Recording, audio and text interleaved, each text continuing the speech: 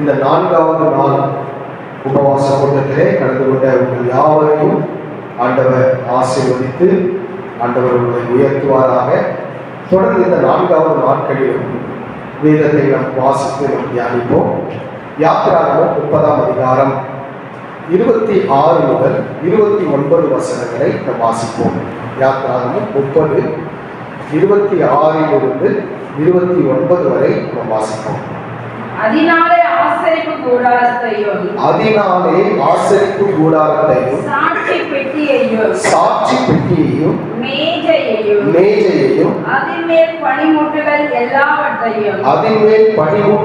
எல்லாவற்றையும் குத்து விளக்கையும் அதன் கருவிகளையும் தூப பீடத்தையும் தகன பலிபீடத்தையும் அதன் பணிமுட்டுகள் எல்லாவற்றையும் தொட்டியையும் அதன் பாதத்தையும் அபிஷேகம் பண்ணி அவைகள் மகா பரிசுத்தமாய் இருக்கும்படி அவைகளை பரிசுத்தப்படுத்துவாயாக. அவைகளை தொடுவதெல்லாம் பரிசுத்தமாய் இருக்கும். அல்லேலூயா. கர்த்தருடைய பரிசுத்த நாமத்துக்கு மகிமை உண்டாகட்டும். அருமையான கர்த்தருடைய பிள்ளைகளே, ஆண்டவராகிய தேவன் மோசேயின் இடத்திலே தன்னுடைய திட்டத்தை ஆண்டவர் கொடுத்தார். ஆசரிப்பு கூடாரத்தை செய்யும்படியாகவும் அதில் தேவையான பொருட்களை செய்யும்படியாகவும் அதை பரிசுத்தப்படுத்தும்படியாகவும் அதை தொடுகிற எல்லாம் பரிசுத்தமாய் இருக்கும்படியாகவும் ஆண்டவராகிய தேவன் தம்முடைய திட்டத்தை மோசேயின் இடத்திலே ஆண்டவர் தேவன் கொடுத்தார். அல்லேலூயா. இன்றைக்கு 4வது நாள் தலைப்பு என்ன என்று சொன்னால், ஆசரிப்பு கூடாரத்தை பரிசுத்தப்படுத்து. ஆசரிப்பு கூடாரத்தில் வருகிற எல்லாம் பரிசுத்தமாய் இருக்கும். அல்லேலூயா. இன்னும் கொஞ்சம் சுருக்கி சொல்றேன். கர்த்தருடைய பரிசுத்த நாமத்துக்கு மகிமை உண்டாகட்டும். சபையை ஆண்டவர் பரிசுத்தப்படுத்த சொல்றாரு. சபைக்குள்ள வர்றது எல்லாம் பரிசுத்தமாய் மாறும். அல்லேலூயா. அப்ப இன்றைக்கு 4வது நாள் தலைப்பு என்ன? சபையை பரிசுத்தப்படுத்து. சபையை பரிசுத்தப்படுத்து. சபைக்குள் வருவது எல்லாம் பரிசுத்தமாய் மாறும். அல்லேலூயா. கர்த்தருடைய பரிசுத்த நாமத்துக்கு மகிமை உண்டாகட்டும். 29வது வசனத்துல ஆண்டவர் அவைகளை பரிசுத்தப்படுத்துவாயாக, அவைகளை தொடுகிறதெல்லாம் பரிசுத்தமாய் இருக்கும் என்று சொல்லுகிறார். அப்போ கர்த்தருடைய பரிசுத்த நாமத்துக்கு மகிமை உண்டாகட்டும். ஆசரிப்பு கூடாரத்தை ஆண்டவர் பரிசுத்தப்படுத்த சொன்னார். அதை தொடுகிற எல்லாம், அதற்குள்ளே ஆசரிப்பு கூடாரத்திற்குள்ளே வருகிற எல்லாரும் ஆண்டவர் பரிசுத்தப்படுத்துகிறார். கர்த்தருடைய பரிசுத்த நாமத்துக்கு மகிமை உண்டாகட்டும். அப்ப நன்றாய் கவனிக்கணும். சபை எப்பொழுது பரிசுத்தமாக்கப்படும் என்று சொன்னால், ஆண்டவர் மோசேயிற்கு சொன்னார், சபையை நீ அபிஷேகம் பண்ணு என்று சொல்லுகிறார். அல்லேலூயா. சபையை நீ என்ன பண்ணணும்? அபிஷேகம் பண்ணணும். அபிஷேகம் பண்ணா கர்த்தருடைய பரிசுத்த நாமத்துக்கு மகிமை உண்டாகட்டும். சபை பரிசுத்தமாயிடும். சபை பரிசுத்தமாயிடுச்சுன்னா சபைக்குள்ள வருகிற எல்லாரும் பரிசுத்தமாக்கப்படுவார்கள். அல்லேலூயா. கர்த்தருடைய பரிசுத்த நாமத்துக்கு மகிமை உண்டாகட்டும். என்னாகமம் 7ஆம் அதிகாரம் 1வது வசனத்திலே வாசிக்கும் பொழுது, என்னாகமம் 7ஆம் அதிகாரம் 1வது வசனத்துல கர்த்தருடைய பரிசுத்த நாமத்துக்கு மகிமை உண்டாகட்டும். மோசே வாசஸ்தலத்தை ஸ்தாபனம் பண்ணி அதில் எல்லா பணிமுட்டுகளையும் பலிபீடத்தில் அதில் எல்லா பணிமுட்டுகளையும் அபிஷேகம் பண்ணி பரிசுத்தப்படுத்தி முடித்த நாளிலே என்று சொல்லப்படுது. அப்போ நீ வாசஸ்தலத்தை என்ன பண்ணு? அபிஷேகம் பண்ணு என்று சொன்னார். அதே போல மோசே வாசஸ்தலத்தை அவன் அபிஷேகம் பண்ணினான். அல்லேலூயா. கர்த்தருடைய பரிசுத்த நாமத்துக்கு மகிமை உண்டாகட்டும். யாத்திராகமம் 40ஆம் அதிகாரம் 9வது வசனத்திலே வாசிக்கும் பொழுது, யாத்திராகமம் 40:9 கர்த்தருடைய பரிசுத்த நாமத்துக்கு மகிமை உண்டாகட்டும். யாத்திராகமம் 40:9 வாசிங்க. அபிஷேக தைலத்தை எடுத்து வாசஸ்தலத்தையும் அதில் உள்ள யாவையும் அபிஷேகம் பண்ணி அதில் உள்ள சகல பணிமுட்டுகளும் பரிசுத்தப்படுத்துவாயாக, அப்பொழுது பரிசுத்தமாயிருக்கும். அல்லேலூயா. அப்ப மோசே தேவன் சொன்ன திட்டத்தின்படியே வாசஸ்தலத்தை அவன் அபிஷேகத்தினாலே பரிசுத்தப்படுத்தினான். அல்லேலூயா. அப்ப நன்றாய் கவனிக்கிறோம். வாசஸ்தலத்தை, தேவ ஆலயத்தை பரிசுத்தப்படுத்துவது என்ன என்று சொன்னால் அபிஷேக தைலம். அல்லேலூயா. அருமையான கர்த்தருடைய பிள்ளைகள், அப்ப சபை எப்படியா இருக்க வேண்டும்? அபிஷேகம் பண்ணப்பட்டு இருக்க வேண்டும். அப்போ எந்த சபை அபிஷேகம் பண்ணப்படுகிறதோ அந்த சபை பரிசுத்தமாய் இருக்கும். எந்த சபை பரிசுத்தமாய் இருக்கிறதோ அந்த சபைக்குள்ள வருகிற எல்லா நபர்களையும் ஆண்டவர் பரிசுத்தப்படுத்துகிறார். அல்லேலூயா. அப்ப அருமையான கர்த்தருடைய பிள்ளைகளை, சபை பரிசுத்தம் ஆவதற்கு ஒரு அபிஷேகம் தேவை. அருமையான கர்த்தருடைய பிள்ளைகளை, ஆண்டவராகிய தேவன் உன்னையும் என்னையும் பரிசுத்தப்படுத்துவதற்கு எதை பயன்படுத்துகிறார் என்று சொன்னால் அபிஷேகத்தை ஆண்டவர் பயன்படுத்துகிறார். அல்லேலூயா. அப்ப சபைக்குள்ள வருகிற ஒவ்வொருவரும் சபை பரிசுத்தமாய் இருக்கிறது போல நாமும் பரிசுத்தமாக உள்ளவர்களாய் மாற வேண்டுமானால் நீங்கள் ஒவ்வொருவரும் அபிஷேகம் பண்ணப்பட்டிருக்க வேண்டும். கர்த்தருடைய பரிசுத்த நாமத்துக்கு மகிமை உண்டாகட்டும். அப்ப யார் நம்மை அபிஷேகம் பண்ணுவது? தேவனாகிய கர்த்தரே உன்னை அபிஷேகம் பண்ணுகிறார். 2 கொரிந்தியர் 1 அதிகாரம் 21, 22 வசனங்களிலே வாசிக்கும் பொழுது, உங்களோடு கூட எங்களையும் கிறிஸ்துவுக்குள் ஸ்திரப்படுத்தி நம்மை அபிஷேகம் பண்ணினவர் தேவனே. அவர் நம்மை முத்தரித்து நம்முடைய இருதயங்களில் ஆவி என்னும் அச்சாரத்தை அவர் கொடுத்திருக்கிறார். அல்லேலூயா. அப்ப கிறிஸ்துவுக்குள் நம்மை யார் அபிஷேகம் பண்ணுகிறது? தேவனே அபிஷேகம் பண்ணுகிறார். அருமையான கர்த்தருடைய பிள்ளைகளே, அந்த அபிஷேகத்தை நம்ம ஒவ்வொருவரும் பெற்றுக்கொள்ளும் பொழுது சபை பரிசுத்தம் ஆகிறது போல கர்த்தர் சரீரமாகிய சபையும் ஆண்டவராகிய தேவன் பரிசுத்தப்படுத்துகிறார். வேதம் சொல்லுகிறது, 1 யோவான் 2 அதிகாரம் 20வது வசனத்திலே வாசிக்கும் பொழுது, 1 யோவான் 2:20 கர்த்தருடைய பரிசுத்த நீங்கள் பரிசுத்தத்திலே நீங்கள் பரிசுத்தராலே அபிஷேகம் பண்ணப்பட்டு சகலத்தையும் அறிந்திருக்கிறீர்கள். அல்லேலூயா. அப்ப நம்ம யாராலே அபிஷேகம் பண்ணப்படுகிறோம்? பரிசுத்தராலே அபிஷேகம் பண்ணப்படுகிறோம். அருமையான கர்த்தருடைய பிள்ளைகளே, இந்த காலை வேளையில ஆண்டவர் சபையை அபிஷேகத்தினாலே ஆண்டவர் பரிசுத்தப்படுத்துவது போல இந்த சரீரமாகிய சபையும் ஆண்டவராகிய தேவன் அபிஷேகத்தினாலே உன்னை ஆண்டவர் பரிசுத்தப்படுத்துகிறார். அல்லேலூயா. கர்த்தருடைய பரிசுத்த நாமத்துக்கு மகிமை உண்டாகட்டும். அதனாலதான் நாங்க ஒவ்வொரு ஞாயிற்றுக்கிழமையும் ஒவ்வொரு ஆராதனை செய்யும் போது சொல்றது என்னென்ன, சரியான நேரத்துக்கு வாங்க அப்படின்னு சொல்றதுக்கு காரணம் என்னன்னு சொன்னா, நீங்க ஆராதனையில பங்கு பெறும் பொழுதுதான் அந்த அபிஷேகத்தை நீங்க பெற்றுக்கொள்ள முடியும். அல்லேலூயா. கர்த்தருடைய பரிசுத்த நாமத்துக்கு மகிமை உண்டாகட்டும். அதுல நிறைய பேர் ஆராதனை முடிந்த பிறகு வரீங்க. அப்ப ஆராதனை முடிந்த பிறகு நம்ம வரும்பொழுது தேவனுடைய அபிஷேகத்தை நம்ம என்ன பண்ண முடியாதுங்க, பெற்றுக்கொள்ள முடியாது. கர்த்தருடைய பரிசுத்த நாமத்துக்கு மகிமை உண்டாகட்டும். அப்ப சபை தொடங்கும் பொழுதே, முதல் ஜெபம் செய்யும் பொழுதே நீங்கள் அதற்கு முன்பாகவே ஆலயத்தில் வந்து உட்கார்ந்து, கர்த்தாவே என்னை அபிஷேகிங்க, என்னை புது மனுஷனா மாற்றுங்க அப்படின்னு சொல்லி நீங்க கேட்கும் பொழுது கர்த்தர் உங்களை அளவில்லாமல் அபிஷேகிக்க அவர் வல்லமையுள்ள தேவனாய் இருக்கிறார். அல்லேலூயா. அப்ப நீங்கள் அவராலே பெற்ற அபிஷேகம் உங்களில் நிலைத்திருக்கிறது. அந்த அபிஷேகம் சகலத்தை குறித்து போதிக்கிறது. கர்த்தருடைய பரிசுத்த நாமத்துக்கு மகிமை உண்டாகட்டும். அது சத்தியமாய் இருக்கிறது, அது பொய் அல்ல. அது உங்களுக்கு போதிக்கப்பட்டபடியே அவரில் நிலைத்திருப்பீர்களாக என்று சொல்லி 1 யோவான் 2 அதிகாரம் 27 வசனத்தில் நாம் வாசிக்கிறோம். அருமையான கர்த்தருடைய பிள்ளைகளே, அப்போ நீங்கள் அவரால் பெற்ற அபிஷேகம் உங்களுக்கு போதிக்கிறது. கர்த்தருடைய பரிசுத்த நாமத்துக்கு மகிமை உண்டாகட்டும். அப்ப அபிஷேகம் ஆராதனைக்கு அப்புறம் தான் நம்ம செய்தி நம்ம சொல்றோம், ஆண்டவருடைய வார்த்தையை நம்ம பகிர்ந்து கொள்றோம். அப்ப அந்த வார்த்தை எங்கிருந்து வருதுன்னு சொன்னா பரலோகத்திலிருந்து வருகிறது. அந்த பரலோகத்திலிருந்து வருகிற வார்த்தையை நீங்கள் பெற்றுக்கொள்ள வேண்டுமானால் அபிஷேகம் பண்ணப்பட்டு நீங்கள் அந்த அபிஷேகத்தோடு கூட அந்த வார்த்தைகளை கேட்கும் பொழுது அந்த வார்த்தைகள் உங்களுக்கு பிரயோஜனப்படும். அல்லேலூயா. விசுவாசத்தோடு கேட்கும் பொழுது அந்த வார்த்தைகள் பிரயோஜனப்படும். அபிஷேகத்தோடு கேட்கும் பொழுது அந்த வார்த்தை பிரயோஜனப்படும். அருமையான கர்த்தருடைய பிள்ளைகளை, இருதயத்தை பண்படுத்தின பிறகு நீங்கள் வார்த்தைகளை கேட்கும் பொழுது அந்த வார்த்தை 30, 60, 100மாக பலன் கொடுக்கிறதாய் மாறும். அல்லேலூயா. சில நேரத்தில் இந்த ஆராதனைக்கு வராம நேரடியாக செய்திக்கு வரும்போது என்ன ஆகும்னா, இருதயம் பண்படுத்தாம கேட்கறதுனால அந்த வசனம் என்ன பண்ண மாட்டேங்குது, 30, 60, 100மா என்ன பண்ண மாட்டேங்குது, பலன் தர மாட்டேங்குது.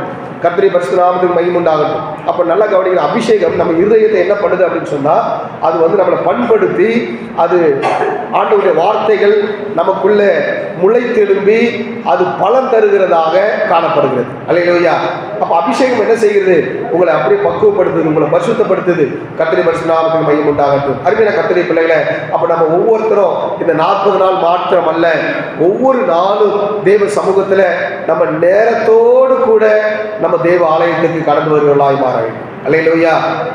அதே போல் இந்த 40 நாள் ஜெபம் முடிச்ச உடனே நமக்கு ஆன்லைன் ப்ரேயர். அந்த ஆன்லைன் ப்ரேயர்லையும் நம்ம எல்லாரும் வருவதற்கு நம்ம என்ன செய்யணும்? நம்ம பிரயாசப்பட வேண்டும். அல்லேலூயா. கர்த்தருடைய பரிசுத்த நாமத்துக்கு மகிமை உண்டாகட்டும். காரணம் என்னன்னு சொன்னால், நம்ம ஒவ்வொரு நாளும் கர்த்தர் புது அபிஷேகத்தினாலே, புதிய எண்ணெயினாலே கர்த்தர் நம்ம ஒவ்வொருத்தருக்கும் அபிஷேகத்தை கர்த்தர் வச்சிருக்கிறார். அல்லேலூயா. ஒவ்வொரு நாளும் அதிகாலை எழுந்த உடனே தேவன் தம்முடைய பிள்ளைகளுக்கு ஒரு அபிஷேகத்தை கர்த்தர் வச்சிருக்கிறார். அந்த அபிஷேகத்தை நம்ம பெற்றுக்கொண்டு, நம்ம தொடர்ந்து கர்த்தருடைய வார்த்தைகளை பெற்றுக்கொண்டு அந்த நாள் முழுவதும் நம்ம செயல்படும் பொழுது அந்த நாள் முழுவதும் நமக்கு ஆசீர்வாதமாய் மாறும். அல்லேலூயா. சங்கீதம் 92வது சங்கீதம் 10வது வசனத்திலே வாசிக்கும் பொழுது, என் கொம்பை காண்டாமிருகத்தின் கொம்பை போல் உயர்த்துவீர், புது எண்ணெயால் அபிஷேகம் பண்ணப்படுகிறேன். புது எண்ணெயினால் அபிஷேகம் பண்ணப்படுகிறேன். அல்லேலூயா. அப்ப அருமையான கர்த்தருடைய பிள்ளைகளை, ஆண்டவர் ஒவ்வொரு நாளும் புது எண்ணெயினாலே அபிஷேகம் பண்ணுகிறார். அப்ப அந்த அபிஷேகம் என்ன செய்கிறது? உங்களை பரிசுத்தப்படுத்துகிறது. கர்த்தருடைய பரிசுத்த நாமத்துக்கு மகிமை உண்டாகட்டும். அருமையான கர்த்தருடைய பிள்ளைகளை, ஆண்டவராகிய தேவன் நம்ம ஒவ்வொருவரையும் அபிஷேகத்தினாலே கர்த்தர் பரிசுத்தப்படுத்துகிறார். புது எண்ணெயினாலே கர்த்தர் அபிஷேகம் பண்ணுகிறார். அருமையான கர்த்தருடைய பிள்ளைகளை, அப்போ ஒவ்வொரு நாளும் நீங்கள் புது எண்ணெயை பெற்றுக்கொள்ள வேண்டும். அல்லேலூயா. புதிய அபிஷேகத்தை பெற்றுக்கொள்ள வேண்டும். இஸ்ரவேல் ஜனங்கள் 40 ஆண்டுகள் வனாந்தரத்திலே நடந்தார்கள். டெய்லி ஆண்டவர் அவர்களுக்கு என்ன வந்ததுங்க? மன்னா வந்தது. சூரியன் வர்றதுக்கு முன்னாடி போனாதான் அந்த மன்னாவை என்ன பண்ண முடியும்? பெற்றுக்கொள்ள முடியும். ஒருவேளை நம்ம சூரியன் வந்த பிறகு தூங்கி எழுந்து சூரியன்லாம் வந்த பிறகு போய் மன்னாவை தேடினா அவங்களுக்கு என்ன இருக்காதுங்க? மண்ணை கிடைக்காது. காரணம் என்ன? சூரிய வெளிச்சத்தில் அது என்ன ஆகிடும்? உருகி போயிடும். கர்த்தருடைய பரிசுத்த நாமத்துக்கு மகிமை. சூரியன் வருவதற்கு முன்பாக மன்னாவை நம்ம என்ன செய்ய வேண்டும்? பெற்றுக்கொள்ள வேண்டும். கர்த்தருடைய பரிசுத்த நாமத்துக்கு மகிமை உண்டாகட்டும். அதே போல புதிய அபிஷேகத்தை, புதிய எண்ணெயினால் அபிஷேகத்தை ஆண்டவர் அதிகாலையில் கர்த்தர் நமக்கு வைத்திருக்கிறார். அல்லேலூயா. அப்போ ஒவ்வொரு நாளும் அந்த அபிஷேகத்தை நீங்க பெறும்பொழுது கர்த்தர் உங்களை ஒவ்வொரு நாளும் கர்த்தர் உங்களை என்ன செய்கிறார் சொன்னா பரிசுத்தப்படுத்துகிறார். அல்லேலூயா. உங்க தலைமையில அந்த அபிஷேகம் அதிகாலையில் இறங்கும். வேதம் சொல்லுகிறது, சங்கீதம் 23:5 வாசிக்கும் பொழுது அங்க சங்கீதக்காரன் சொல்லுகிறாரு, கர்த்தருடைய பரிசுத்த நாமத்துக்கு மகிமை உண்டாகட்டும். என்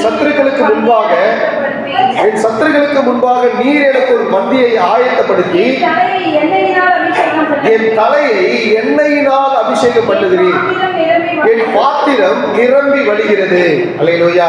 அருமையான கர்த்தருடைய பிள்ளைகளை, ஆண்டவர் உங்க தலையை எண்ணெயினாலே அபிஷேகம் பண்ணுகிறார். கர்த்தருடைய பரிசுத்த நாமத்துக்கு மகிமை உண்டாகட்டும். ஆசரிப்பு கூடாரத்தை மோசே அபிஷேகம் பண்ணினார். கர்த்தருடைய பரிசுத்த நாமத்துக்கு மகிமை உண்டாகட்டும். இந்த சரீரமாகிய சபையை ஆண்டவர் அபிஷேகம் பண்ணுகிறார்.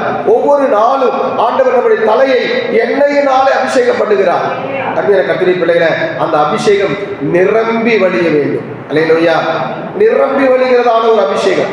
அருமையான கர்த்தருடைய பிள்ளைகளை, இந்த கால வேளையில கர்த்தர் உங்களை பரிசுத்தப்படுத்தும்படியாக நிரம்பி வழிகிற ஒரு அபிஷேகத்தை ஆண்டவர் உங்களுக்கு வைத்திருக்கிறார். அல்லேலூயா.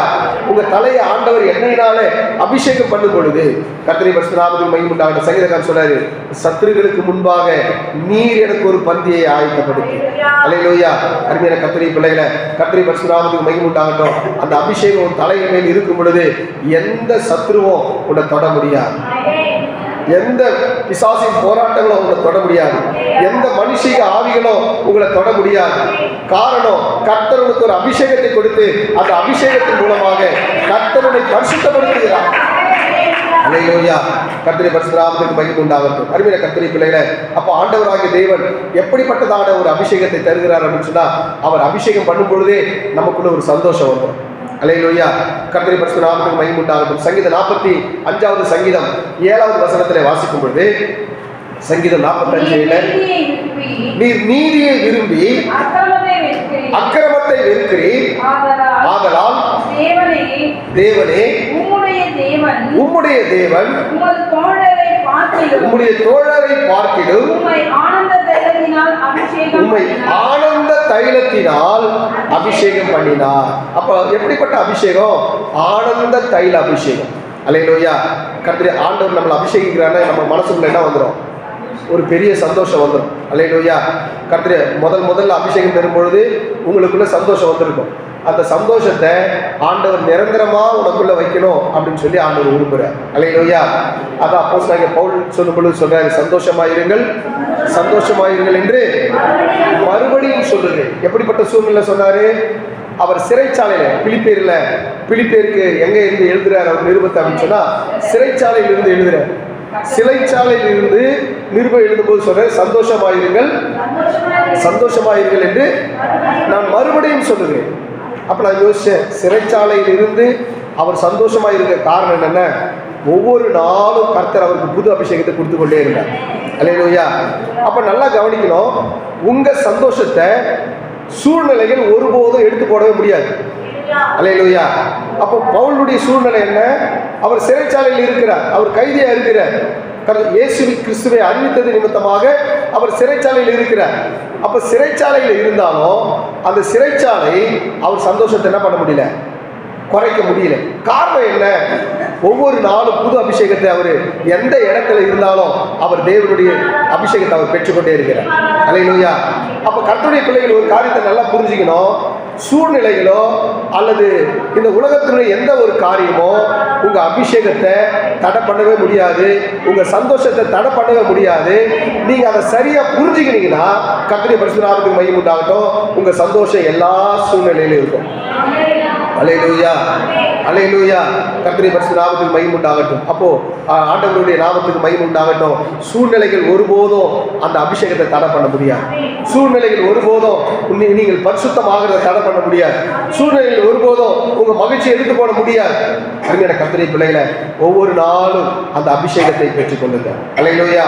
அப்போ ஆசரிப்பு கூடாரத்தை மோசே அபிஷேகம் பண்ணினார், அதை பரிசுத்தப்படுத்தினார். ஆண்டவர் சபையை சொன்னாரு, அந்த ஆலயத்துக்குள்ள அந்த ஆசரிப்பு கூடாரத்தில் வருகிற எல்லாம் பரிசுத்தமாக்கப்படும் என்று சொன்னார். அல்லேலூயா.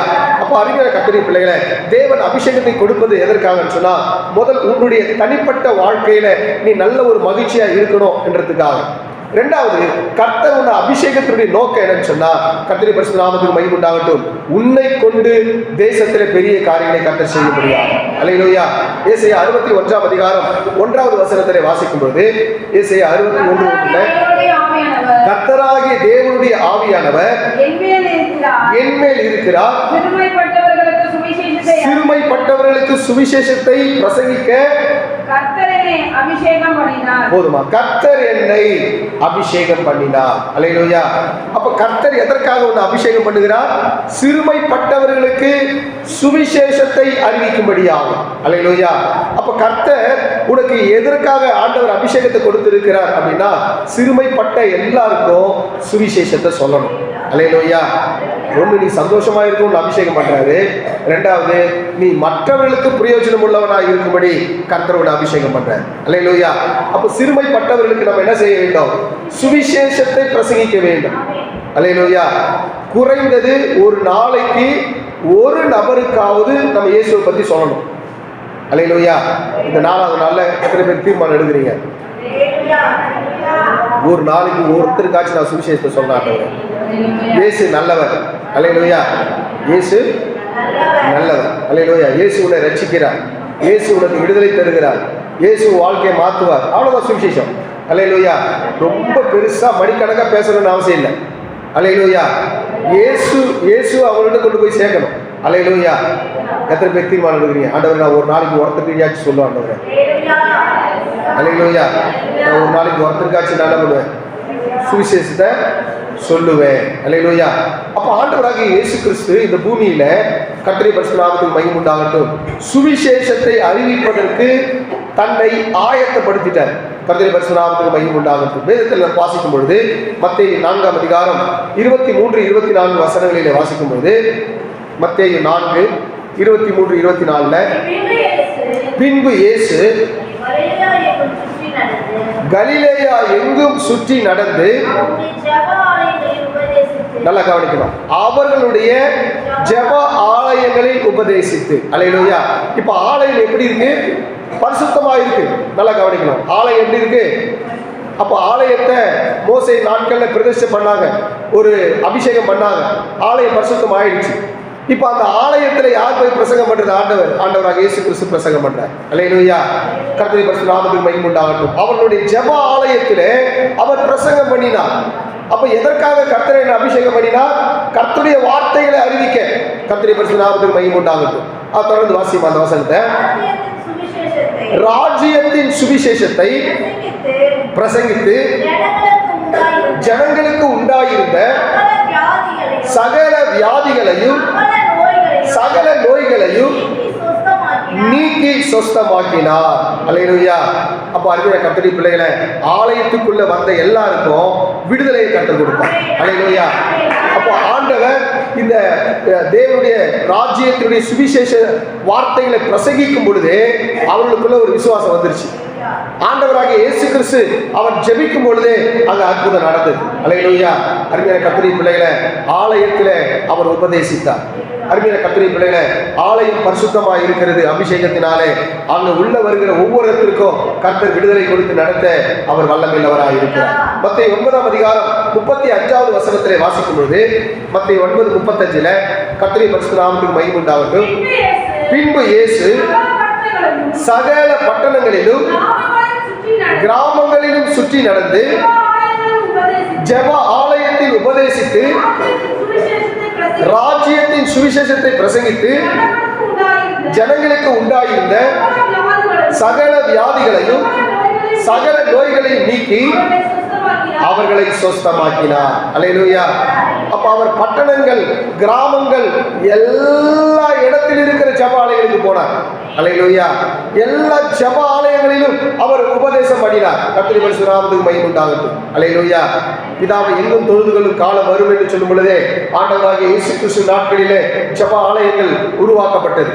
அல்லேலூயா. மோசே நாட்களில் ஆசீர்வாத கூடாரம் உருவாக்கப்பட்டது.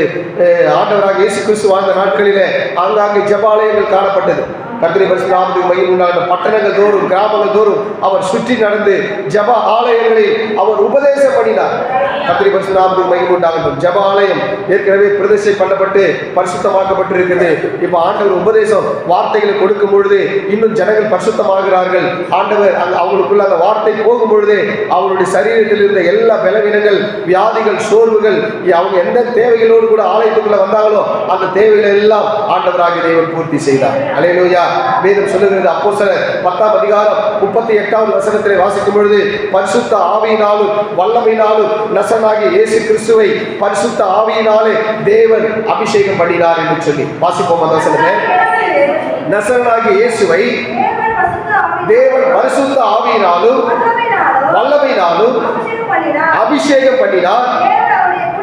தேவன் அவரோடு கூட இருந்தபடியினால் அவர் நன்மை செய்கிறவராயும் பிசாசின் வல்லமையில் அகப்பட்ட யாவரையும் சுகமாக்குகிறவராயும் சுற்றி திரிந்தார். அல்லேலூயா.